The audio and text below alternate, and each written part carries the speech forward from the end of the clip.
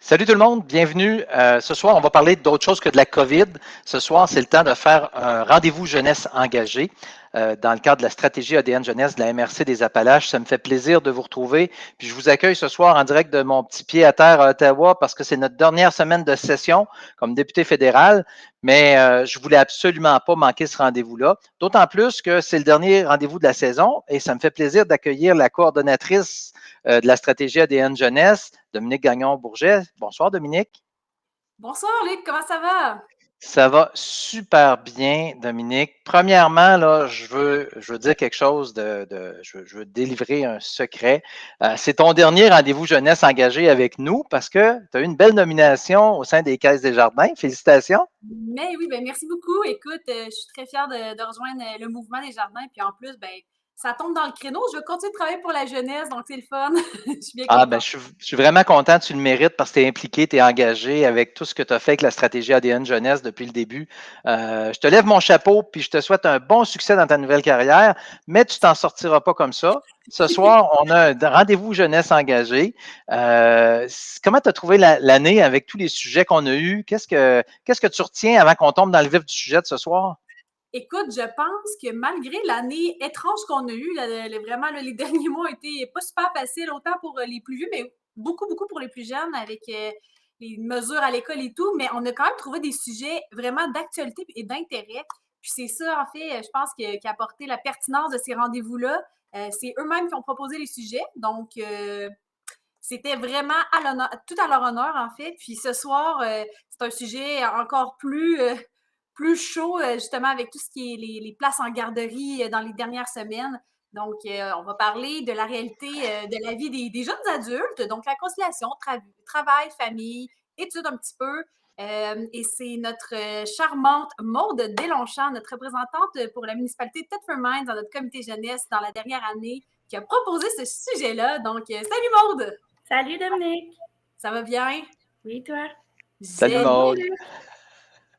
Ça va bien. Écoute, Dominique, tu prends de l'expérience parce que c'est super. On voit, regarde, tu nous as présenté Maud, tu nous as amené Maud. Le comité jeunesse s'est formé de jeunes de toute la MRC des Appalaches. Exactement. Euh, Combien de jeunes? Cette année, ils étaient 18 de chacune des différentes municipalités du territoire. Puis là, le comité va changer sous peu, mais définitivement, la représentativité des jeunes est très importante et on planche sur ça.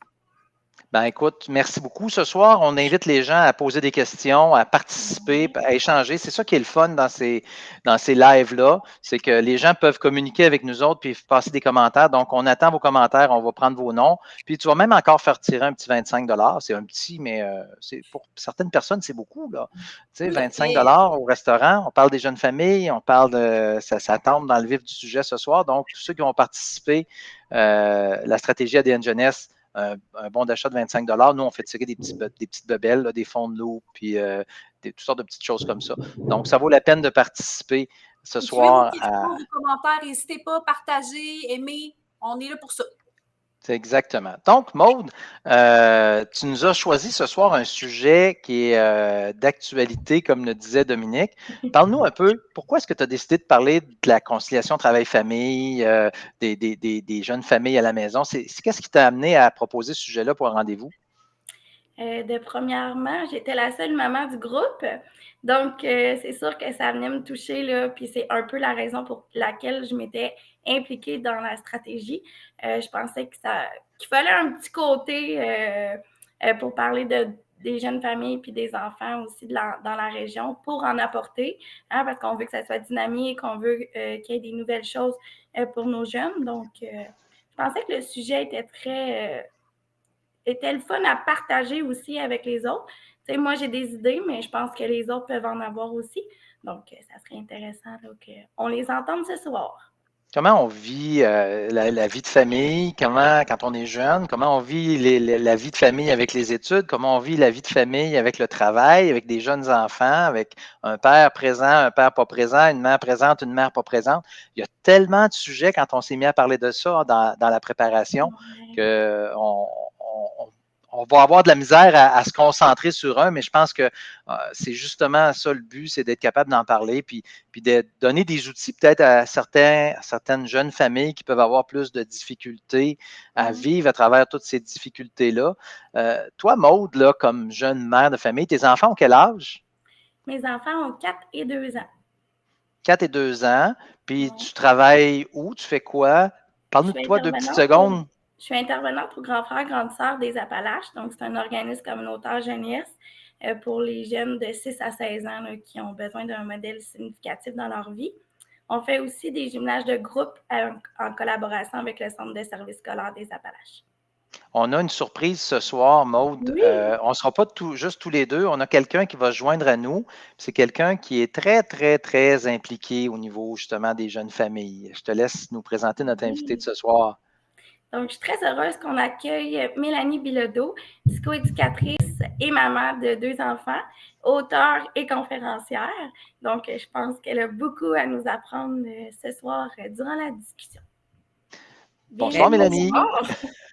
Bonsoir, je suis contente d'être avec vous ce soir. Je me permets une petite précision, j'ai pas 2, mais bien 3 enfants. Oh, 3. Quel âge? Bientôt 17 ans, bientôt 11 ans, parce que mes enfants sont tous nés l'été, et bientôt 9 ans. Je dois faire le calcul, on change d'année bientôt.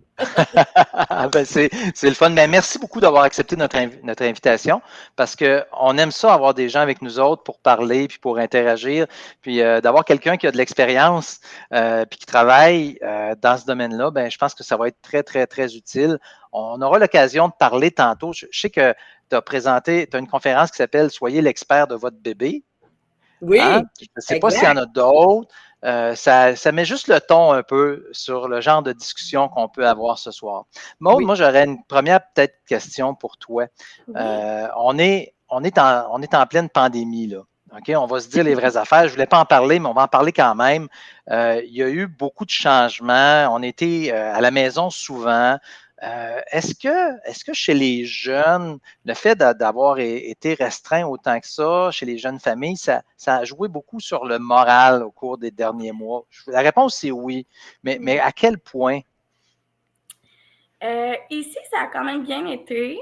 On a vécu la fermeture en mars dernier de la garderie, moi et mon conjoint. Donc, on était à la maison à temps plein, en télétravail les deux. Moi, j'ai eu la chance de pouvoir réduire mes heures un peu pour justement m'occuper des enfants parce que à ce moment-là, il y avait 3 et 1 an.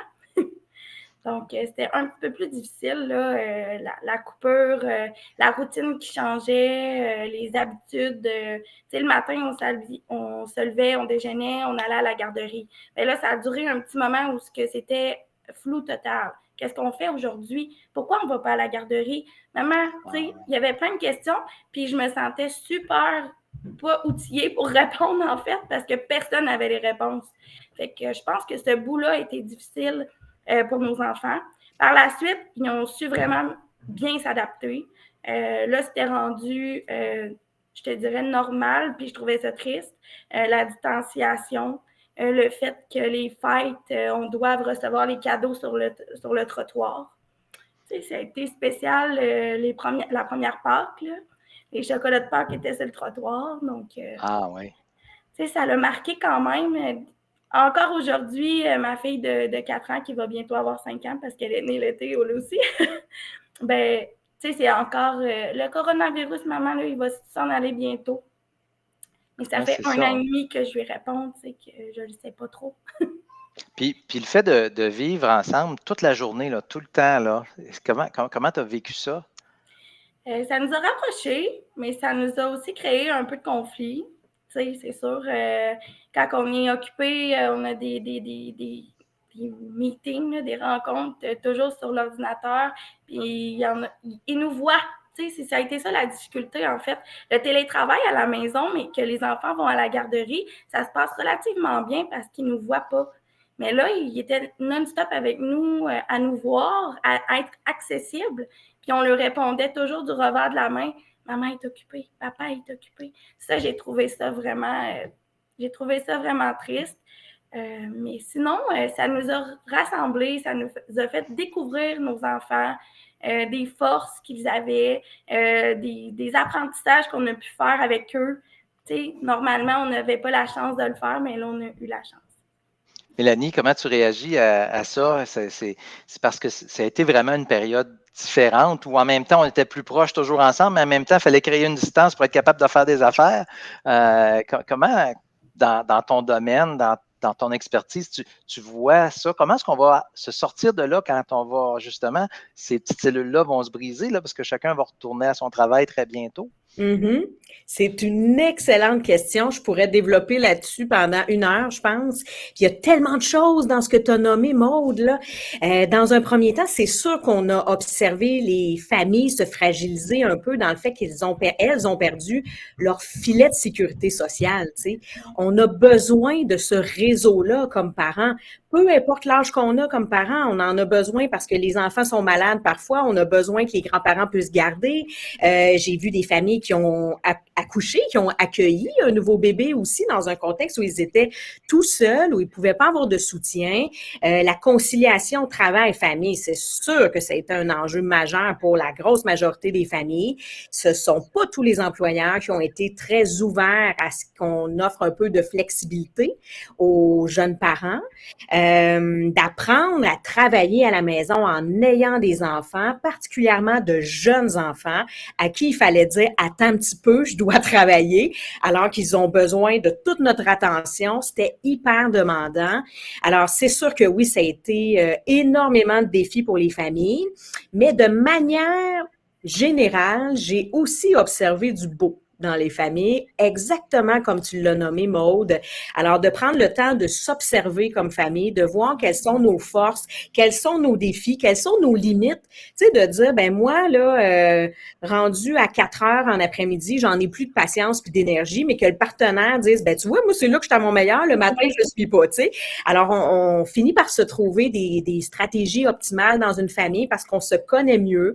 J'ai vu des enfants se développer à vitesse grand V, alors qu'en centre de la petite enfance, parfois, il y avait, pour toutes sortes de raisons, des fois, il y avait pas nécessairement des retards, mais il y avait des enjeux développementaux qui stagnaient un peu. Et là, à la maison, dans un contexte moins stressant, avec moins d'horaires, moins de contingences, puis de structure, là, vraiment, les enfants ont pu développer parfois leur plein potentiel en étant juste moins stressés, puis en étant plus confiants, en ayant des parents plus proximaux, en ayant plus de temps partagé avec leurs parents. Fait on a vu plein de belles affaires aussi, surtout chez les tout-petits. Tu sais, je pense à ton plus petit ou ta plus petite, je sais pas si c'est un garçon ou une fille. C'est un garçon. Un garçon de 1 an. Tu sais, dans un monde idéal, si on pouvait garder nos enfants à la maison jusqu'à l'âge de 2 ans sur le plan développemental, on le ferait. C'est parce que notre société nous permet pas ça. Mais les enfants ont besoin de ça. Jusqu'à l'âge de 2 ans, ce qu'ils veulent, c'est pas socialiser. C'est de partager du temps avec leurs parents, c'est de consolider leur sécurité affective, puis leur lien de confiance avec eux. Alors, pour ces enfants-là, ça a été un gros bonus dans la dernière année, de rester à la maison finalement, tu sais. Alors, il y a eu des défis, mais il y a eu des avantages aussi. On va en parler de ces défis-là. Je pense que c'est ça qui est pour ça qu'on fait notre rendez-vous jeunesse engagée là-dessus. Il y a des défis parce qu'aujourd'hui, la société, là, elle demande beaucoup aux jeunes familles. Les parents doivent travailler, les maisons coûtent cher, les demandes financières, la pression financière est très, très forte. On veut que nos enfants soient un petit peu plus grands qu'ils le sont vraiment parce que la société s'attend à ce qu'on fasse correctement, puis qu'on fasse tout bien, puis que tout soit bien fait. Puis on pense que dans une famille, les 2 parents font la même job, puis qu'ils s'occupent de la même façon, puis au même niveau des enfants. Là, j'ai dit beaucoup de choses en même temps. Premièrement, sur les attentes, là, comment, Maude, les jeunes aujourd'hui, là, vous voyez ça, là, tous, votre avenir, là, vous voyez, OK, là, ça prend un bateau, ça prend ci, ça prend ça, ou ça prend pas de bateau, ça me prend de la bouffe à toutes les semaines pour mes enfants. Comment vous voyez ça, l'avenir? Est-ce que les jeunes d'aujourd'hui, les jeunes familles, vous trouvez que vous avez une place qui vous est propre dans la société? C'est une question qui est quand même difficile, mais je te répondrais par expérience personnelle. On entend souvent dire nos grands-parents ou les gens plus âgés, les jeunes sont tous endettés. ben, c'est normal que, tu sais, les prix des maisons, le prix de l'épicerie et tout a explosé, littéralement. Là. Fait que c'est un petit peu normal qu'on soit un peu plus endetté qu'avant, j'ai l'impression. Par contre, peut-être que l'accessibilité, tu sais, aux sous ou aux besoins versus désirs sont différents aussi. Tu sais, il y a un beau milieu à avoir à travers ça. Là. Est-ce que c'est tous les jeunes qui sont capables d'affronter ça? Parce que la pression d'en avoir un peu plus, puis les jeunes familles, bon, c'est à quoi ça se mesure le succès d'une famille aujourd'hui? C'est-tu que les enfants sont heureux ou c'est à la grandeur du terrain ou comment est-ce que on- ça vient me chercher là parce que je regarde aujourd'hui tout ce qui se passe, puis dans le fond, pour être heureux, on n'a pas vraiment besoin d'avoir plein d'affaires matérielles autour de nous, mais de ne pas les avoir, ça rend beaucoup de familles pas heureuses, puis ça rend beaucoup de familles tristes. Puis ce que je me demandais, puis je peux peut-être poser la question à Mélanie. Mélanie, comment est-ce qu'une jeune famille peut mesurer son succès de jeune famille aujourd'hui avec toutes les attentes que la société met sur les épaules des jeunes parents? Très bonne question. Je pense qu'il y a une grande part de subjectivité dans tout ça. Hein? On a tous des valeurs qui sont différentes. On s'est construit d'une certaine façon avec un certain milieu qui nous met ou pas de la pression de performance. Alors oui, l'image de la petite famille américaine parfaite, avoir la maison, le boulot, le chien, les enfants, puis tout le monde fait du piano puis de la gymnastique. Il y a ça. Mais il y a aussi, je trouve, dans les dernières années, moi, ça fait quand même 15 ans, Oups! Ça fait 15 ans, puis on n'est pas encore capable d'avoir de l'Internet. est-ce qu'on m'a perdu? 2 secondes et quart. Tu étais rendu, Est-ce que moi, vous ça fait quand même m'entendez? 15 ans. Nous, on Ah, t'entend. vous m'entendez, mais vous ne me Oui. voyez pas, c'est ça? On te voit maintenant. Ah, vous me voyez? OK. On voit tout. C'est Tout est moi, là, revenu. mon écran avait comme figé. Alors, je Ça l'a vois arrêté plus à Luc, 15 c'est ans. normal? Bon, c'est pas grave. L'important, c'est qu'on t'entende. Donc, je peux enchaîner? Tout fonctionne? Oui, tu étais rendu OK, parfait. Moi, Alors, ça fait ce 15 que je ans. disais, c'est ça, c'est que je pense qu'il y a un certain retour aux valeurs, aux priorités présentement, puis je constate beaucoup ça chez les jeunes familles. La COVID aura certainement apporté ça. Parce que, bon, on a eu certaines contraintes financières, il y a un certain stress qui s'est installé chez les familles, il y a eu des pertes financières pour certaines d'entre elles. On a passé plus de temps à la maison, plus de temps en famille, donc moins de dépenses, beaucoup moins de restos, beaucoup moins d'achats de vêtements parce qu'on a tous travaillé en legging à la maison avec un veston en haut. Alors, les enfants aussi ont été moins demandants dans ce qu'ils souhaitaient avoir comme bien matériel et tout. Alors, j'ai l'impression, moi, j'entends beaucoup ça chez les familles, qu'il y a un désir. Est-ce qu'on est rendu là? Je ne sais pas, mais actuellement, il y a un désir intrinsèque de revenir à la base. Qu'est-ce qui est important pour nous? Quelles sont nos valeurs? Quelles sont nos priorités? Puis, d'essayer justement de prioriser sur le plan des dépenses, sur le plan de notre idéal familial. Je vois beaucoup de familles qui se font des jardins, même en ville, parce qu'ils se disent, on va essayer d'économiser sur nos légumes, on va essayer de s'auto-suffire autant que possible. Je vois des familles aller vers les couches lavables. On voyait pas ça il y a 15 ans. Depuis une dizaine d'années, c'est beaucoup plus présent. Alors, il y a des choix qui sont faits de plus en plus pour se rapprocher en quelque sorte du bonheur, puis que le fardeau financier ne soit pas déterminant justement de cette quête de bonheur-là. Moi, c'est beaucoup ce que j'observe de plus en plus. C'est quoi les... Oui, Maude, tu avais quelque chose à rajouter? Dans le fond, tu parles là, que les enfants ont été moins sollicités par les activités et tout, là, mais il n'y en avait pas d'activités, fait qu'on n'avait pas le choix d'être à la maison. Puis je pense que ça a fait un grand bien à plusieurs enfants aussi de ne pas avoir cette pression-là, de devoir aller exceller dans quelque chose, justement. Tu sais, moi, j'ai fait un stage durant ma technique en éducation spécialisée dans un CPE, justement. J'étais avec les 3 ans. Puis il y avait une petite fille, là, elle était overbookée, là. Elle avait un agenda comme Luc. Puis c'était l'enfer, là. Elle m'a dit, tu sais, moi, Maude, là, j'aimerais ça rester chez moi des fois.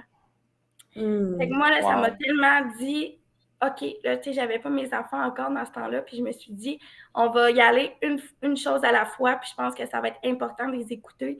Puis quand on va avoir besoin de rester à la maison, justement, ben on va se permettre ça. Parce que c'est pas vrai que de courir à gauche puis à droite, nos enfants sont plus heureux, en fait. Tout à fait. C'est tellement vrai ce que tu dis, Maude, de voir les familles qui se déposent un peu plus. Je Ouais. pense sérieusement que la pandémie aura amené ça. J'espère que ça va durer dans le temps, parce que des fois, C'était on a une certaine idéologie, puis finalement, on n'est pas constant dans tout ça. Mais moi aussi, j'ai l'impression que les familles se déposent un peu plus. Puis moi, la première, mes enfants avaient aussi un agenda ultra chargé parce qu'on répondait à leurs demandes. On veut faire du piano, on veut faire du soccer, on veut faire ça, on veut faire ça. Puis finalement, on n'a pas beaucoup de temps dans un agenda. On a les soirs et les week-ends. Alors, ça finit que les week-ends sont bookés mur à mur. Puis du temps de qualité en famille, on n'en avait plus tant que ça. On s'est rendu compte de ça en étant confinés ensemble 24 heures sur 24. On s'est dit, bien, finalement, ça fait du bien ces moments-là. De permettre aux enfants de rester en pyjama le samedi matin, puis de dire, bien, tu veux garder ton pyjama toute la journée, il n'y en a pas de problème. Mettras ta saute d'hiver pour aller jouer dehors par-dessus ça, c'est pas grave, tu sais. Alors ça a fait du bien, beaucoup, je pense, puis je souhaite que ça dure dans le temps pour les familles parce que réellement, je pense que c'était un besoin, somme toute. En tout cas, c'est une bonne question. Est-ce que ça va durer? Est-ce que ça ne durera pas? On ne le sait pas parce qu'on n'avait jamais passé. Est-ce que Luc est encore avec nous? Moi, je suis encore là, mais est-ce que vous m'entendez? Oui? OK, je ne le vois pas. Oui. Est-ce que tu m'entends, Mélanie, quand je parle? Ah, Mélanie ne m'entend pas. Toi, Maude, est-ce que tu m'entends? Oui. OK. Peux-tu dire à Mélanie que je suis là, mais qu'elle ne m'entend pas? Luc est toujours là, mais oh, elle est partie. OK, bon. Ben, Maude, pendant qu'elle est partie, je vais faire mes petites annonces. Il y a Josiane qui soulignait ton beau témoignage tout à l'heure de ce que tu disais. Puis Andréane Lachance qui a dit on a le sentiment qu'on doit exceller dans tout quand on parlait d'excellence puis tout ça tout à l'heure, qui avait commenté. Les gens, je vous rappelle que si vous voulez gagner 25 ben, il faut que vous fassiez un petit commentaire dans notre chat. Donc, c'est la condition. Pour être éligible au tirage. Puis, regardez en bas de votre écran, là, juste, ça dépend quel bord vous êtes, là. À quelque part là, il y a un bouton qui s'appelle Partager. OK? Donc, pesez sur le petit bouton Partager pour qu'il y ait plus de gens qui aient la chance de participer à cette discussion-là. Puis, on va tester, voir si Mélanie m'entend. Je ne crois pas qu'elle m'entend. Maude, est-ce que tu peux poser une question à Mélanie pour moi? Oui. Est-ce que, selon Mélanie, le rôle des parents est le même, le rôle du père, le rôle de la mère? Est-ce qu'aujourd'hui, c'est vrai que c'est séparé 50-50 les tâches dans une maison, puis que quand on a des enfants, tout le monde prend sa part, puis tout le monde fait les mêmes choses, puis que maintenant, ben, on est dans une société égalitaire, puis que la société, c'est ça qu'elle veut? Tu peux peut-être répondre en attendant. Qu'est-ce que tu penses de ça? Je pense pas, honnêtement, que les tâches sont réparties 50-50. Je pense qu'il y a une belle amélioration, par contre, de la prise de conscience que la maman faisait beaucoup à la maison. Mais ça serait faux de dire qu'on n'a pas un petit pas d'avance toujours dans notre tête en disant je pense qu'il faut que j'achète des nouveaux souliers aux enfants parce que ça fera plus bientôt. Faudrait du linge cet été. Faudrait penser aux fournitures scolaires. Bon, on a toujours ça un petit peu, je pense, les mœurs dans notre inconscient. T'sais. Les papas se laissent plus aller, mais sont beaucoup plus impliqués, en tout cas. Ce que je vois, sont beaucoup plus impliqués. T'sais. J'en ai beaucoup qui vont porter les enfants à la garderie, ils vont les chercher. T'sais. Je pense pas que là, 20 ans, ça se faisait beaucoup. Peut-être pas, hein? On ne généralisera pas, mais je pense qu'il y a une belle amélioration là, de ce côté-là. Mélanie, je prends une chance. Est-ce que tu m'entends? Oui, je vous entends. On m'a recommandé de me déconnecter et de revenir. Alors, j'ai manqué un petit bout, mais j'ai cru saisir qu'on parlait du partage des tâches puis de l'implication du père versus la mère. C'est un peu ça, hein?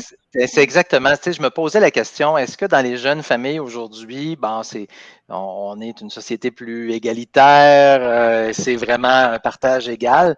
Moi, je peux vous dire que ce que je vois, c'est que je vois les mères qui sont toujours toujours plus impliqués au niveau des enfants. Puis ce que Maud disait, c'est oh oui, c'est nous autres qui va penser aux souliers, c'est nous autres qui va penser à la garderie. On aura l'occasion d'en parler tantôt. Est-ce que c'est un problème? Tu dis que ça va mieux, mais est-ce qu'il y a encore des choses qu'on peut faire? Est-ce que ça peut causer des problèmes parfois dans certaines familles, justement, le fait de l'implication des deux parents quand les enfants arrivent? Ben oui, hein? Je pense qu'on parle de charge mentale, Maude, hein? Oui, exactement. Tu sais, moi, j'ai vu la grosse différence personnellement, là. Souvent, c'est les mamans qui prennent le congé parental, tu sais, de 10 mois, 11 mois, tu sais, avec leur enfant. Donc, c'est sûr qu'en étant toujours à la maison, ben, l'autre conjoint s'attend à ce qu'on fasse des tâches. Hein? Tu sais, on prend soin du bébé, mais on fait le lavage, on fait le ménage, tu sais, on fait tout un peu dans la maison parce que c'est notre travail. Tu sais, on est à la maison en majorité tout le temps. On s'occupe des rendez-vous, on s'occupe de toutes les autres choses, mais ce qui est difficile, je pense, c'est la transition, en fait.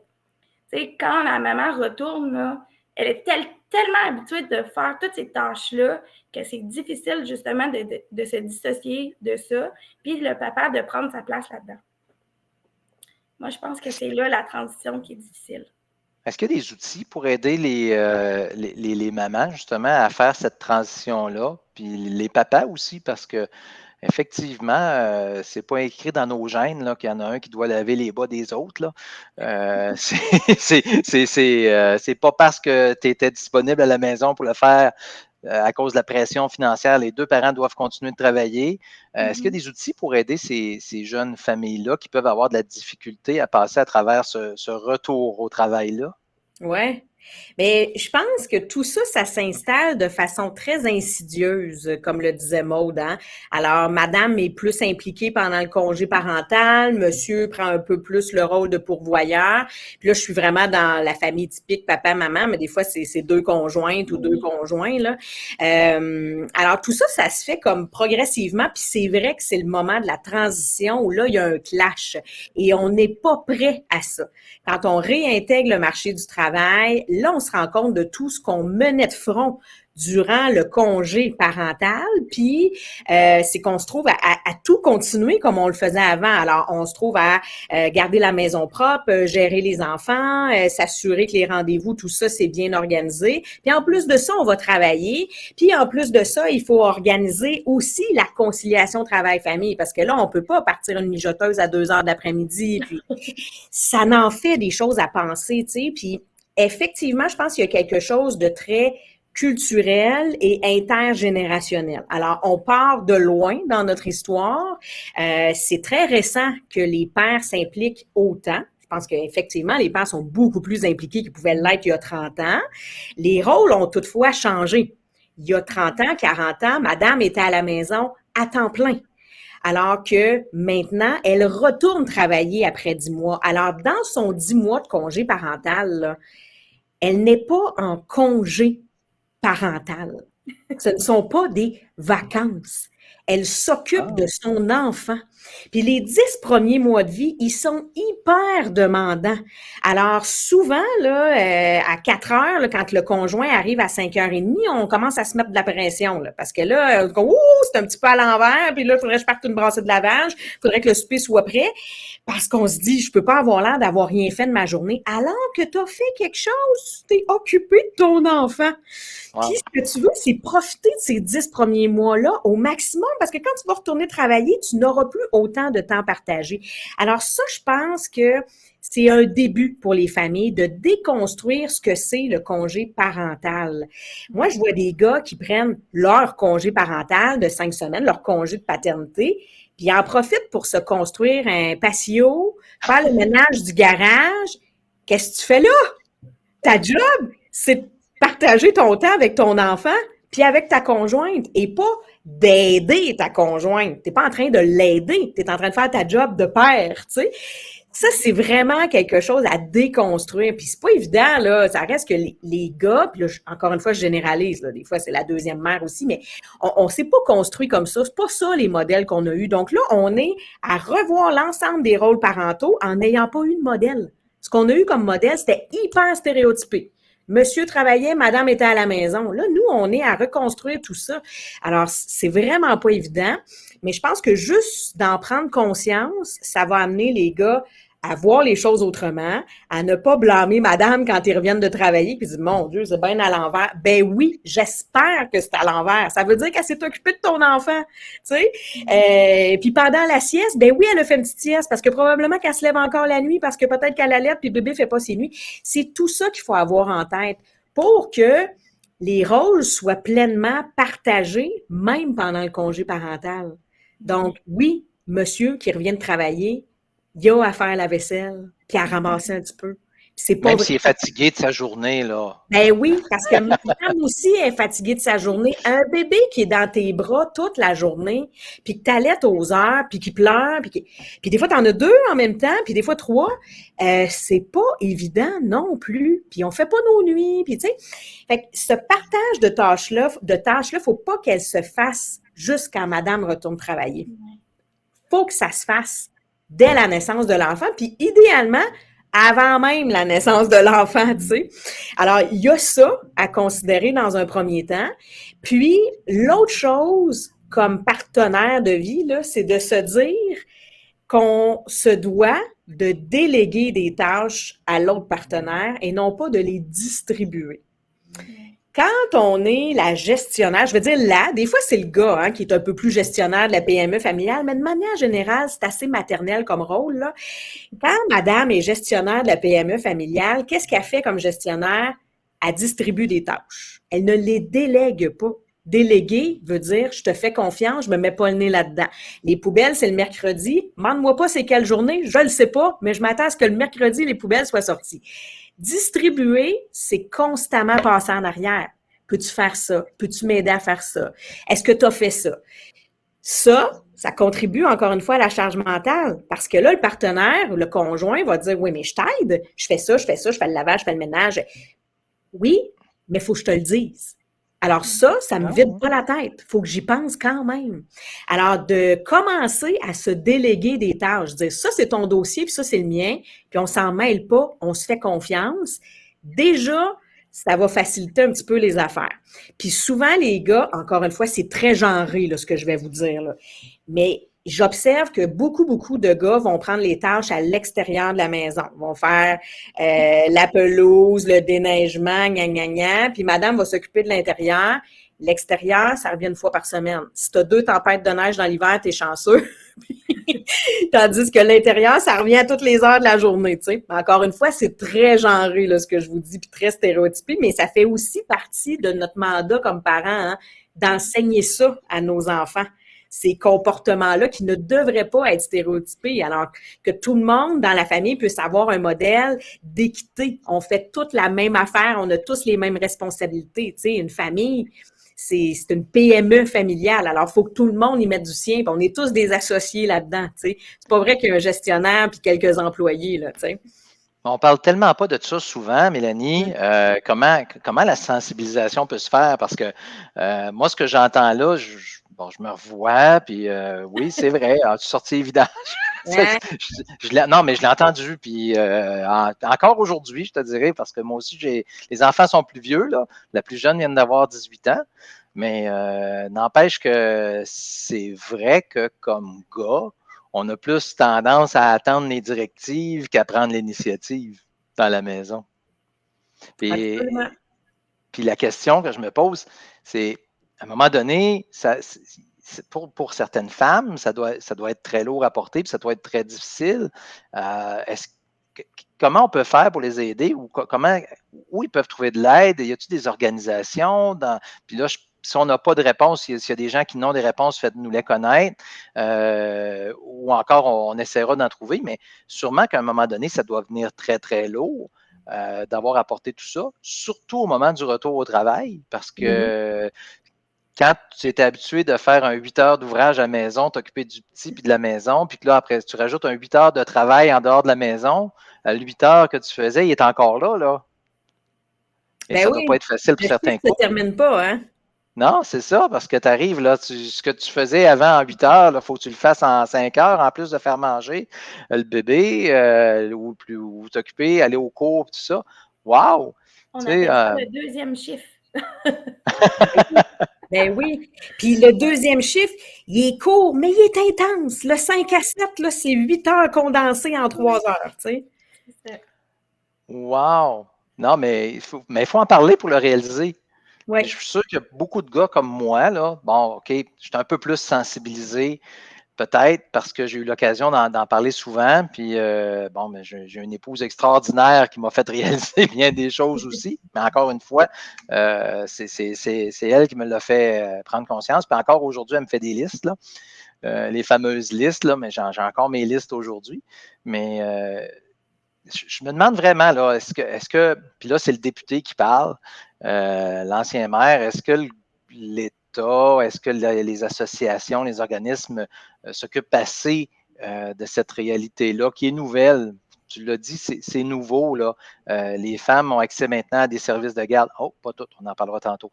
Mais ont accès à des services de garde, donc sont plus au travail. Donc, la pression sociale sur les femmes qui veulent s'épanouir puis qui ont le droit autant que les gars de faire ce qu'ils veulent puis d'avoir une carrière puis de le faire.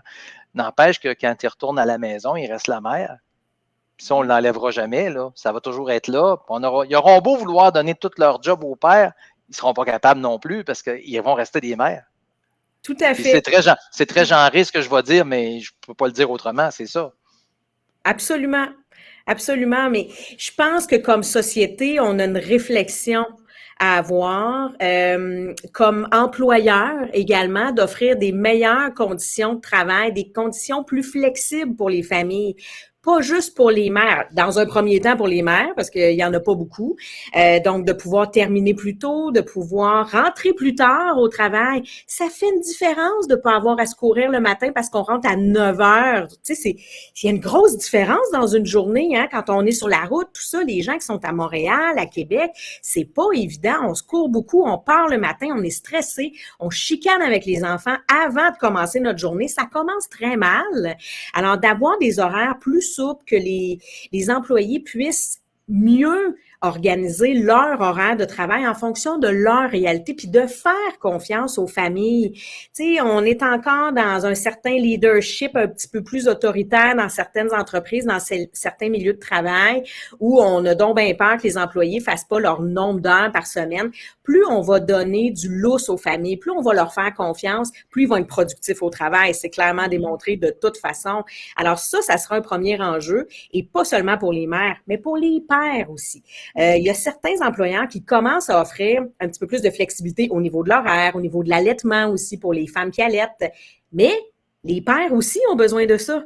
Parce que si monsieur peut rentrer plus tard le matin ou finir plus tôt le soir, bien, il va être davantage présent à la maison pour faire le boulot avec sa conjointe, pas pour aider sa conjointe, tu sais, pour aller chercher les enfants à la garderie. Peut-être que madame pourra partir le souper et vice-versa, et que tout le monde va s'asseoir à la table en même temps, en ayant eu 15-20 minutes de temps partagé pour jouer dans le parc avant de rentrer dans la maison. Tu sais, c'est tout ça qu'il faut prendre le temps de réfléchir comme société.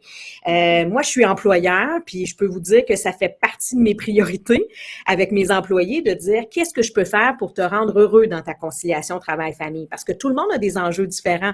Puis c'est sûr que comme employeur, des fois, il y a des choses qu'on se doit d'imposer, on n'a pas le choix, mais de prendre le temps d'écouter. C'est quoi ta réalité? Si le parent dit, moi, une semaine de 4 jours, j'irais mieux avec une semaine de 4 jours. J'aurais une journée où je pourrais envoyer mes enfants à la garderie, faire mes courses, organiser mes rendez-vous, tout ça, puis être pleinement disponible pour mes enfants le week-end. Tu sais, on peut-tu prendre le temps de les écouter, les familles? C'est elles qui vont nous nommer leurs besoins puis leurs priorités. Puis ça, ben, faut prendre le temps de les entendre. Ben, c'est ça qu'on fait un peu ce soir. On n'a pas beaucoup de commentaires, mais je suis persuadé qu'il y a plusieurs personnes qui sont en train de prendre des notes. Puis j'invite les gens à partager ce live-là qui va être disponible aussi parce que faites l'écouter à votre chum. Il y a des réalités qui se disent ce soir, puis je pense que, comme je l'ai mentionné tantôt, on n'en parle pas assez. Puis le fait qu'on en parle, Maud, je pense que le sujet était vraiment, vraiment un bon choix de sujet pour ce soir parce que c'est tellement une réalité. Ce que j'ai vécu beaucoup au cours des dernières semaines, puis j'ai vu beaucoup ça dans les journaux, c'est toute la question du retour au travail, mais c'est des places en garderie. Bon, c'est pas fédéral. C'est pas mon rôle de député de régler le problème des places en garderie, mais Maud, tu voulais qu'on en parle un peu. C'est vraiment une situation qui est problématique en ce moment parce qu'on valorise le fait que les femmes sont sur le marché du travail, on se vante partout qu'on a un service de garderie qui est accessible, mais quand vient le temps de chercher une place en garderie pour les nouvelles familles, les jeunes familles, il paraît que c'est assez compliqué, là. Malheureusement, oui. Moi, je pense que ça va passer par la valorisation du métier, hein. Je pense que mes enfants sont dans un endroit, un milieu familial extraordinaire, puis ils sont pas assez écoutés. C'est un travail honorable, difficile, qui prend beaucoup de patience, d'amour. Tu sais, parfois, là, humblement, je me dis, oh mon Dieu, tu sais, c'est mon enfant, là. Je l'adore d'un amour inconditionnel, mais comment elle fait pour l'endurer, tu sais, quand elle fait ça? Puis je me dis, tu sais, c'est un don de soi là, de faire ce métier-là, puis il nous en faut. Puis justement, pourquoi ne pas les écouter, puis de les valoriser plus? On a autant besoin d'eux pour faire rouler l'économie que de médecins ou de peu importe le métier, de concierge. On a tous besoin des corps de métier, fait que je comprends pas pourquoi ils les écoutent pas davantage. Puis je trouve ça vraiment déplorable aussi que nos enfants ne puissent pas avoir accès à des services comme ça. Puis, on parlait un peu avec Jessica qui travaille avec toi, Luc. Elle disait, j'ai des demandes à mon bureau pour des places en garderie et tout. Elle dit, c'est tout le temps les mamans qui appellent. Elle dit, il n'y a jamais de père qui appelle. Mais j'ai dit, c'est ça, on se pose même pas la question. C'est comme, on n'a pas de place en garderie, mais souvent, c'est maman qui va rester à la maison puis qui va abandonner son travail. En tout cas, ça revient un peu à ce qu'on disait tantôt, mais oui, c'est vraiment... Mélanie, un commentaire là-dessus? Oui, ben c'est exactement ça, hein. C'est vrai que malheureusement, on est dans une société où c'est souvent la femme qui va devoir mettre sa carrière de côté pour se consacrer à la famille, alors que c'est pas nécessairement ce qu'elle souhaite. Et là, on n'a pas des familles plus heureuses, là. Hein? Quand on a une carrière, quand on a un métier qu'on aime et qu'on se valorise à travers ça, ça ne nourrit pas d'être avec nos enfants à 100% du temps. Et ça, faut se l'admettre, c'est pas pour tout le monde rester à la maison, hein. Alors, c'est tout à fait correct de vouloir retourner sur le marché du travail puis de souhaiter avoir une place en garderie, puis c'est un fichu de gros problème qu'on a présentement. Et je suis tout à fait d'accord avec toi, Maude, que je pense sincèrement que ça passe par la valorisation du rôle de l'éducatrice en petite enfance, qui est un rôle essentiel, hein. Tu le disais, Maude, c'est un métier qui est essentiel au bon fonctionnement de notre société, au même titre que si on n'a plus d'enseignants dans les écoles, notre société ne roule pas. Alors, on en a besoin de nos éducatrices, il faut en prendre soin, il faut leur offrir de belles conditions de travail, qu'elles aient un salaire décent. Elles veillent à l'éducation et au développement de nos enfants. 0-5 ans, c'est là que les enfants se développent le plus. C'est là que leur cerveau va se développer à 85% du volume total de leur cerveau à l'âge adulte, il faut le dire, là. Alors, elles ont un rôle fondamental. Il faut qu'on les soutienne dans tout ça. C'est hyper important. Et actuellement, on manque de place, mais on n'offre pas de solution. Est-ce qu'on pourrait offrir des enveloppes budgétaires, par exemple, pour permettre à la mère de rester à la maison un petit peu plus longtemps avec ses enfants, le temps qu'elle ait une place peut-être en centre de la petite enfance, tu sais, parce que ça reste que ça amène des contraintes financières aussi, là, d'avoir un seul parent pourvoyeur dans une famille. Est-ce qu'on pourrait avoir une certaine allocation pour permettre à grand-maman de peut-être venir garder à la maison le bébé ou le jeune enfant pendant que madame retourne travailler? Il y a quelque chose à réfléchir collectivement parce que là, on a un problème et on n'a aucune solution. Il n'y a aucune avenue là, présentement. Là. Je pense que ce qui est important dans ça, Mélanie, c'est le choix. On doit laisser à la mère, parce qu'on parle de mère, mais on devrait parler aux jeunes familles, mais parlons des mères, là, parce que c'est la réalité dans 90% des cas, au moins. on doit laisser à la mère le choix si elle veut rester parce qu'il n'y a pas de place, mais il faut lui donner les moyens de l'être capable de faire. C'est un peu ça que tu dis, puis c'est ça que le système ne prévoit pas actuellement. Absolument. Absolument. Puis actuellement, tu sais, oui, on parle des mères, mais moi, souvent, ce que je vais observer dans certaines familles où il y a un des deux parents qui est un professionnel, bien, c'est souvent le parent qui fait le plus gros salaire qui va retourner travailler. Tu sais. Alors, des fois, il y a des pères aussi qui restent à la maison, qui ont vraiment pas envie de ça, qui sont pas heureux dans ce rôle-là, mais qui ont juste pas le choix parce que c'est madame qui a un plus gros salaire. Alors, c'est évident que ça va nous amener de sérieux problèmes, je pense, à long terme dans la santé mentale des familles. Il y a Parce que Andréane qui nous on se disait, valorise dans le travail. ben oui, puis il y a Andréane qui nous disait, quand tu te demandes si tu vas avoir un deuxième enfant car il manque de place en garderie, que tu ne veux pas abandonner ta carrière, Ouais. formidable, c'est pas normal, mais je pense qu'elle a raison parce qu'elle a le droit, elle aussi, de s'accomplir puis de s'épanouir autant professionnellement que personnellement. Puis je pense que tout le monde, on devrait être capable de faire ça. Je dois dénoncer un conflit d'intérêts ici. Mon épouse est éducatrice en garderie. Oh oui! Oui, Caro est éducatrice, elle s'occupe des jeunes poupons. Puis je vous disais que, écoutez, c'est un travail extraordinaire qu'elle fait avec ces jeunes-là. Imaginez, des fois, on a de la misère avec un ou deux. Pendant 8 heures, elle a, je me souviens pas, je pense que c'est 6, à s'occuper 6 poupons en même temps. Mais elle adore ça, puis elle aime ça. Mais effectivement, il y a beaucoup de gens en ce moment, de jeunes familles, les accès aux services de garde sont plus difficiles, particulièrement pour les jeunes enfants, là. C'est ce qu'on voit, c'est peut-être la même chose à Trois-Rivières, ce qu'on voit chez nous Ah aussi. oui. Ah oui, c'est comme ça partout. Puis encore plus en région, je dirais, tu sais, quand il y a un ou deux services je dis services de garde, mais c'est plutôt des centres de la petite enfance. Quand il y en a deux dans la région, et là, il n'y a pas beaucoup de possibilités de choix, hein? Et au-delà de l'accessibilité, il y a aussi le choix du milieu éducatif en cohérence avec nos valeurs. Ce qu'on souhaite, c'est que notre enfant puisse grandir, s'épanouir dans un milieu qui nous ressemble. Alors, si on n'a pas un bon fit, si on peut le dire comme ça, avec l'éducatrice ou avec les valeurs qui sont prônées par le milieu, bien souvent, on n'a juste pas le choix d'envoyer notre enfant là parce qu'il n'y a pas d'autre accès. Et ça aussi, ça crée de la frustration, ça crée de l'anxiété chez les familles. C'est évident que sur du long terme, on va se retrouver avec des enjeux là, sur lesquels il va falloir intervenir parce que les parents vont choisir effectivement d'avoir des familles moins nombreuses, alors que c'est pas nécessairement leur souhait.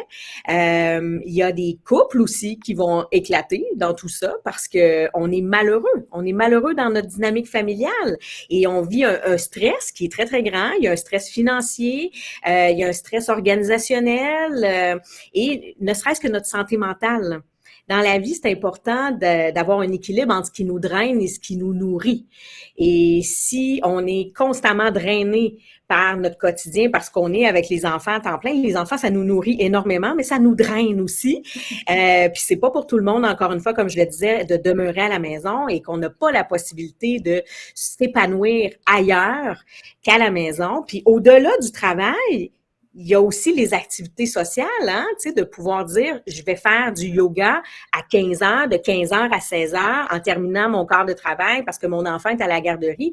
Ça, c'est bon pour ma santé mentale. Je reviens à la maison, je suis plus disposée, je suis plus patient, je suis plus bienveillant avec mes enfants, avec ma famille. Tu sais, tout ça, là, ça a vraiment des grands impacts sur la santé mentale des parents. Bien, tu abordes un sujet, Mélanie, que je voulais qu'on aborde, peut-être pas pour parler longtemps, mais on ne peut pas passer à côté. C'est justement la violence familiale. On a encore vu, il y a un 13e féminicide au Québec récemment. C'est une situation qui est difficile.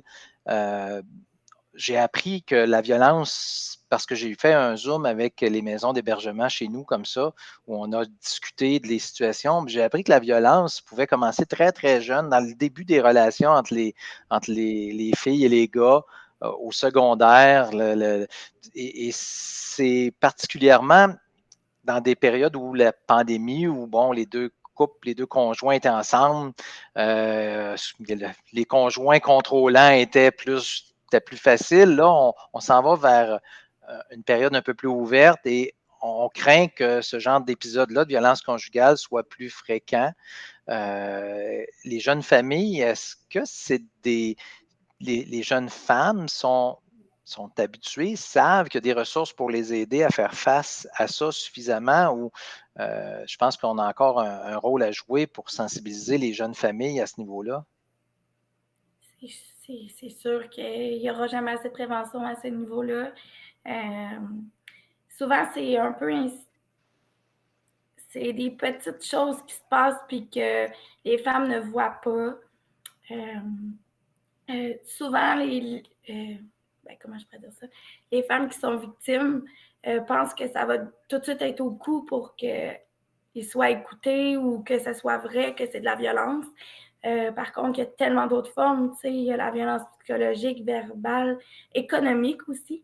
De nos jours, avoir ta propre carte de guichet pour avoir ta paye, retirer tes sous, ben c'est supposé d'être ton droit. Là, c'est mais il y en a normal. qui ne savent pas comment ils reçoivent d'argent dans leur compte, puis que c'est tout monsieur qui gère ça. Ben, ça fait partie de la violence économique. Il peut y avoir de la violence sexuelle. C'est pas parce que tu es en couple que tu es toujours nécessairement consentant. Il y a beaucoup de choses à dire à nos jeunes filles, à nos jeunes femmes, puis il y a toujours de la prévention à faire. Mélanie, je pense que tu abondes dans le même sens. Hein? Puis c'est pour ça que je voulais en parler, parce que maintenant, j'en parle le plus souvent possible. Je veux plus laisser une petite occasion sans le dire aux femmes qui ne doivent pas accepter aucun de ces comportements-là, Maude, puis qu'il y a des ressources, il y a des maisons d'hébergement, il y a beaucoup, beaucoup de ressources, mais souvent, de faire le geste d'appeler puis de se sortir de là, c'est pas facile. Mais c'est important de le faire. Puis c'est une réalité que vivent les jeunes familles aussi. Puis ça peut arriver encore avec le déconfinement, qui est une bonne nouvelle pour plusieurs, mais qui peut devenir un cauchemar pour certaines autres. Oui. Absolument. C'est toute la notion de contrôle, hein? Maude l'a très, très bien expliqué. Alors, quand on en vient à la violence physique, au coup, il y a eu une série d'épisodes de contrôle conjugal bien avant d'en arriver là. Et oui, il y a énormément de sensibilisation à faire, particulièrement auprès de nos jeunes filles pour vraiment travailler très, très tôt en prévention, en intervention dite précoce. Donc, moi, je le fais déjà depuis tellement longtemps avec ma grande fille qui va avoir 17 ans. Elle n'est plus capable de m'entendre marteler le respect, le respect, le respect. Est-ce que tu te sens respecté? Oui. Non, tu dois t'affirmer. Alors, on a un boulot à faire comme parents. C'est notre responsabilité, c'est sûr. Mais oui, comme société, hein. Alors, je pense que ce qui a amené, entre autres, cette recrudescence-là de la violence conjugale dernièrement, mais c'est l'isolement, tu sais. Qu'est-ce qui fait en sorte qu'on est protégé? Un facteur, en fait, de protection de la violence, c'est l'entourage. C'est les gens qui voient ce qui se passe et qui essaient de nous aider ou qui nous reflètent certaines choses. Là, les femmes, je vais parler pour les femmes, mais il y a des hommes aussi hein, qui vivent la violence conjugale. Ils ont été isolés et ça fait partie ça aussi du contrôle conjugal, d'isoler son ou sa partenaire de son milieu. Et là, en contexte de pandémie, ça a été super facile hein, pour ces gens-là. Alors, en fait, de retirer justement son partenaire de son milieu social et tout ça. Alors, je pense que ce qu'on a à faire comme société, c'est de s'ouvrir les yeux. Parce que quand on est dans le vice, dans le cercle vicieux du contrôle conjugal, c'est extrêmement difficile de s'en sortir. C'est facile de juger puis se dire, ben voyons donc, moi, il me semble que je me laisserais pas parler comme ça, puis je réagirais pas comme ça, puis je sortirais de là. Il faut se dire que c'est du contrôle. On est contrôlé par l'individu. On pourrait en parler très longtemps, mais il y a toujours dans le cercle vicieux un retour à la lune de miel. Et c'est cette lune de miel-là qui redonne toujours espoir à la personne, à la femme battue ou violentée ou peu importe dans cette situation-là. Ça lui redonne espoir parce que le partenaire redevient extraordinaire. Et là, on revient dans le contrôle conjugal. Alors, c'est à l'entourage, c'est aux gens de s'ouvrir les yeux, de refléter, d'intervenir et surtout de dire « je suis là ». Parce que quand on essaie de convaincre quelqu'un qui est dans le contrôle conjugal, ça fonctionne pas. Il faut que ça parte de nous. C'est extrêmement confrontant. On veut pas s'admettre ça. Mais de dire à la personne, je suis là et je serai toujours là. Alors, quand la personne est prête à faire le grand saut, ben, elle prend le téléphone puis elle nous appelle, hein. Elle sait qu'elle a une ressource, qu'il y a quelqu'un qui la jugera pas. C'est ça le plus important, tu sais. Puis c'est ce qu'il faut faire comprendre. Puis il y a plusieurs portes d'entrée aussi. On peut appeler à plein d'endroits, au centre Absolument. d'hébergement, les policiers. Il y a plein d'endroits qu'on peut appeler.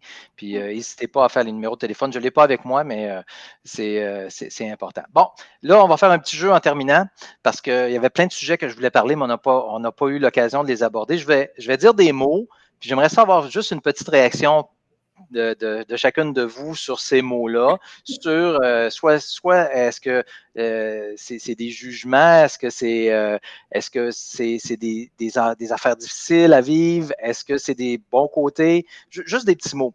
Puis je vais vous mettre dans l'ambiance, je parle d'allaitement. Premier commentaire sur l'allaitement, Maude. Difficile?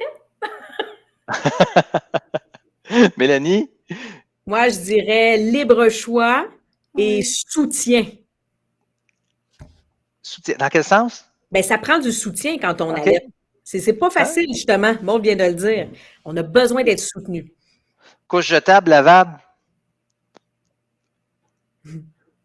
Ah! Non, mais c'est Moi, je des dis questions. libre choix aussi. Oui,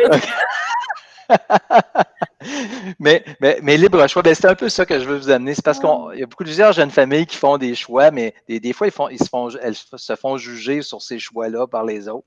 Puis c'est un peu ça que je voulais essayer de voir avec vous autres. Là, puis je vois que effectivement, c'est très personnel. oui. Ces choix-là d'allaitement, ben ça appartient à la femme. Mm. Si elle décide d'allaiter, puis si la femme décide de ne pas allaiter, ben, même son conjoint doit prendre son trou, si vous voulez mon opinion, là, parce que Mhm. c'est la femme, puis c'est à elle à prendre cette décision-là. Mais moi, L'alimentation, là, oui, vas-y, Maude. je me suis déjà fait demander si je nourrissais mon enfant. Hein? Oui. En voulant dire si je l'allaitais au sein. Oh my OK, Mais God. j'ai vraiment figé. je comprends. J'ai dit, oui, je le nourris. Non, je le nourris pas. Je le nourris pas. Fait Il que, tu sais, reste là, puis Voyons donc. c'est vraiment. C'est des petites questions comme ça parfois qui font que ça nous met mal à l'aise ou on se sent jugé, mais c'était pas pour mal faire, là, ou, tu sais, où tu te fais poser la question, est-ce que tu allaites?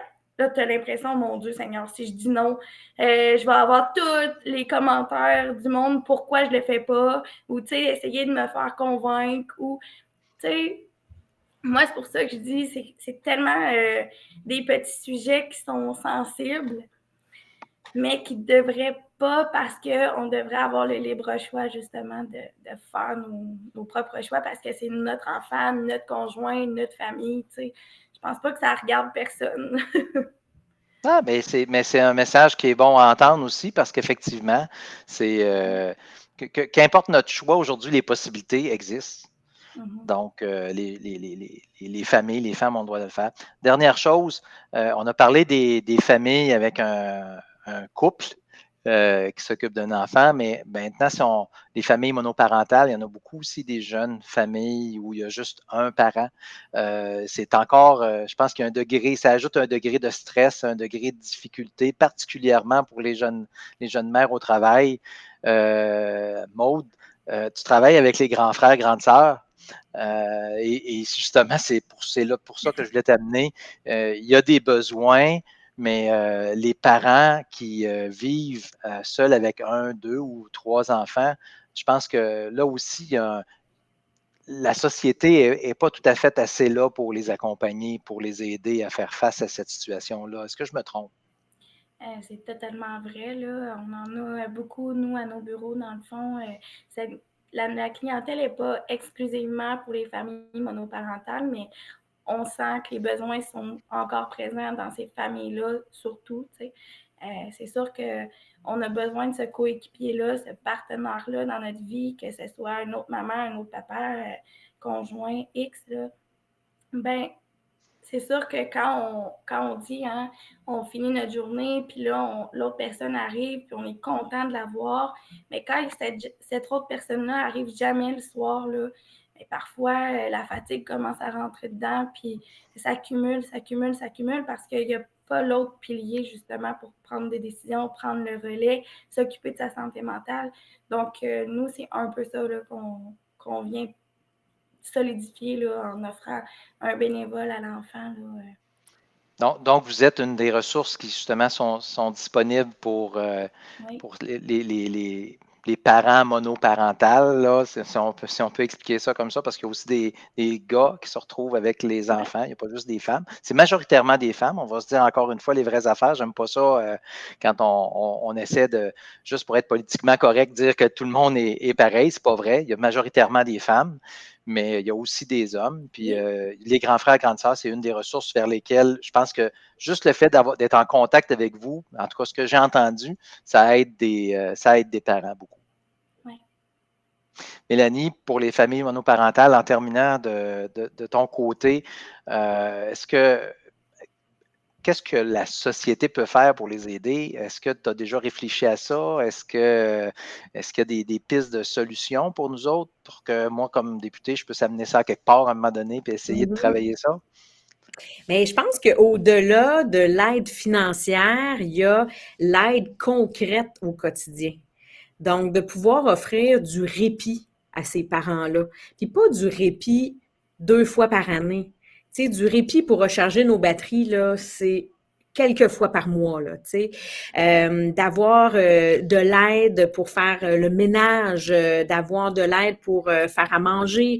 Je pense aux ressources communautaires, les maisons de la famille, entre autres, organisent des cuisines collectives. Alors, on peut aller faire à manger avec, bon, d'autres femmes. On est encore genrés, mais moi, j'ai animé ça, puis j'ai jamais vu de gars là-dedans. Il y en a peut-être à quelque part. Ils sont bien cachés, ceux-là. Comment? Ils sont bien cachés. Oui, c'est ça, ils sont bien cachés, tu sais. Mais de pouvoir mettre à profit tous ces organismes-là qui ont cette mission-là, hein, communautaire de soutenir les familles, mais souvent, c'est très méconnu ce qu'elles font, puis c'est très niché dans la société. Comme professionnel, quand on est monoparental, on n'a pas toujours le réflexe d'aller vers les maisons de la famille, par exemple, tu sais. On a l'impression que ça s'adresse juste à une certaine strate de la société, alors que ça s'adresse à tout le monde, tu sais, et d'avoir peut-être un peu plus d'inclusion à ce niveau-là, donc de faire la promotion de ce que ces organismes-là peuvent offrir comme service. Parce qu'encore une fois, c'est une question de soutien et de collectivité. Plus on est en groupe, plus on se sent soutenu, moins on se sent seul, plus on préserve notre santé mentale, plus on a le goût d'aller vers la cuisine collective le samedi matin. Parce qu'en plus de ça, il y a un petit répit où on peut déposer nos enfants pendant qu'on discute avec d'autres parents, puis on prend un café. Tu sais, ça existe, ces ressources-là, puis il faut les mettre à profit, puis il faut en faire de la publicité, en quelque sorte. T'sais. Il y a des subventions qui sont octroyées chaque année pour les organismes, puis bien souvent, il reste des fonds à la fin de l'année, parce que les parents n'ont pas toujours profité de ces ressources-là. C'est toujours les mêmes gens qui en profitent, on dirait. Il faut faire connaître ça. Ça existe, puis tant mieux si tout le monde en profite. On va juste augmenter les subventions. Ça sera votre boulot, M. Berthelot. Mais voilà, c'est ça. Je pense qu'on a un boulot à faire comme société, encore une fois. Ben merci. Écoute, on vient de faire notre heure. C'était génial. Mélanie, j'ai adoré discuter avec toi, Maude aussi. Mais comment les gens font s'ils veulent connaître plus Mélanie, s'ils veulent te suivre? Je sais que tu es très présente un peu partout. Je te laisse 2 minutes pour nous parler de comment que les gens font pour te rejoindre, là, parce que je suis persuadé qu'il y a des gens qui vont vouloir être encore plus en contact avec toi dans les prochains jours, prochaines semaines. Oui, ben effectivement, je suis partout. Alors, ma page Facebook, Mélanie Bilodeau, psychoéducatrice, on est près de 60 000 là-dessus. Instagram, il y a mon groupe privé aussi, hein, qui est une super belle communauté. On est 12 000 abonnés par an là-dessus. Donc, les piliers de la petite enfance, c'est un groupe privé Facebook. C'est gratuit. J'offre de l'aide là-dessus, du soutien. Et là, encore une fois, le réseau social, on est en train d'installer quelque chose au niveau du soutien. J'offre des lives là-dessus, toutes sortes d'outils. Mon site web, mélaniebilodeau.com, on offre des consultations, mon équipe et moi, vraiment du suivi personnalisé. Là, c'est sûr qu'on est plus dans le contexte des services privatisés, là, mais j'offre toutes sortes d'outils qui sont gratuits régulièrement sur mes différentes plateformes. Alors, puis je veux te dire merci parce que ça n'a pas coûté une scène à soir avoir Mélanie Bilodeau avec nous autres. Puis tu as partagé ton expérience puis tes connaissances avec nous. Puis ça a été un vrai plaisir de t'avoir avec nous autres. Je sais pas, Maud, tu veux dire un petit mot aussi à Mélanie avant qu'on la quitte? Ben, quand ils m'ont demandé si je pensais à quelqu'un, dans le fond, pour animer avec moi et Luc ce soir, j'ai tout de suite pensé à toi parce que quand j'étais nouvellement maman, je te suivais. Puis je me disais, il me semble qu'elle a toujours les bons mots pour dire les choses. Je me sentais jamais jugée. J'adore ça j'adorais te suivre et je le suis encore, là, mais pour ces raisons-là. Donc, c'est pour ça que j'avais tout de suite pensé à toi. Puis merci beaucoup d'avoir participé ce soir. Je suis très contente. Je vais mettre C'est le fun. Puis en tout cas, merci. C'est beau mot. Puis ça me fait vraiment plaisir.